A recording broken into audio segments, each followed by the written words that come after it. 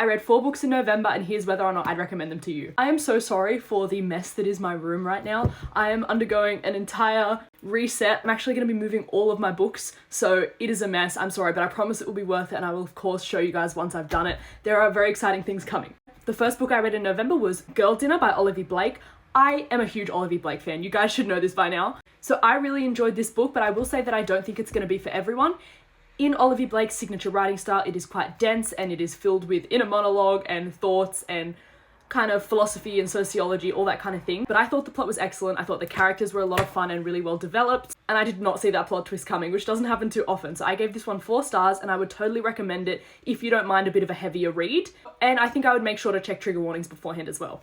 The second book I read was Eternal Ruin by Tika Skirma. This is the second in her Immortal Dark trilogy.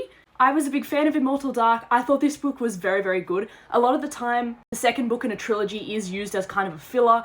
It doesn't have a very clear plot line. It's kind of just a book before we get to the ending. I don't think this was like that. I think she did a very good job of continuing the story and the character development. I wasn't the biggest fan of the ending. If you read it, you'll see what I mean.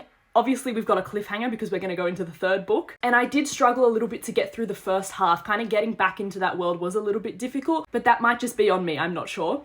But if you liked Immortal Dark, definitely pick this one up. I will be finishing off the trilogy. I'd recommend it if you liked Immortal Dark and want to continue with it. I gave this one 3 out of 5 stars. Next up was my only flop of the month. It is Dreamgirl Drama by Tessa Bailey. I like Tessa Bailey. A majority of the stuff she puts out I do enjoy. Is it the best writing you'll ever read? Absolutely not. But is it fun? Yes. Unfortunately, I had problems with this one from the start. It is insta-love. It is the biggest example of insta-love I have ever read, and I could not stand it. It was a fun plot, and I think it could have worked okay. I just hated the way this was written. I have enjoyed the others in this series, and I will finish it off. I think there's one more.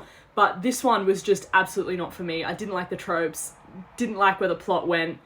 It was sweet, but I wouldn't recommend it. 1.5 out of 5 stars. The last book I read in November is Good Spirits by B.K. Boris, and I had to get into the holiday season with this one. It is a Christmas romance with this kind of paranormal aspect because our MMC is the Ghost of Christmas Past. I really liked this. It was just really sweet and fun, and it was like the perfect kind of palate cleanser Christmassy read to pick up, I think. If you're looking for a good holiday romance, this is what I would pick up 100%. There were a few gaps in the story, like the magic system didn't really make a lot of sense. The FMC in the first half of the book I think was a little underdeveloped, but once we kind of saw some more of her, I was on board eventually. I just think that this was a really solid romance, but I do think that B.K. Borison perhaps needed to put a little bit more effort into kind of solidifying the magical elements she put in there, because that part didn't really work for me. But I would absolutely recommend this one. It is such a feel-good romance. I gave it 3.5 out of 5 stars.